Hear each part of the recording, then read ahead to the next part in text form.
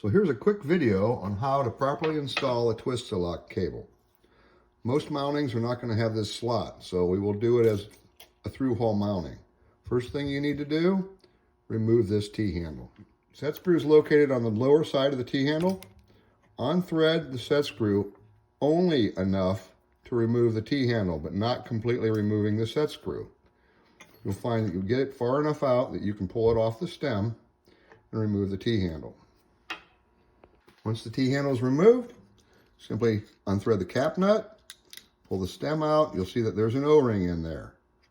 Remove all that, install through the hole, replace the O-ring over the stem, replace the cap nut onto the stem, and start to thread it onto your conduit fitting. Thread it all the way down by hand, just until it starts to get snug. You'll feel resistance on this plunger.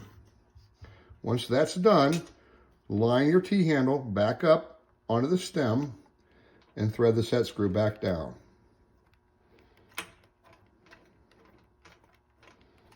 Once the set screw is threaded all the way down, a slight torque, do not over torque this, but just a slight torque will tighten it down.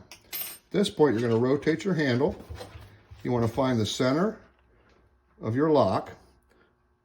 Tighten this up by hand. Do not put a wrench on this cap nut. Tighten this up by hand until you feel resistance to the plunger itself. Once you have it like that, center it up in the twist, and now bring the back nut in, tighten it up, and this is where you'll wrench it down. Only wrench this down while holding on to the body of the fitting. Tighten that down, and now you've got your Twist-A-Lock handle completely installed.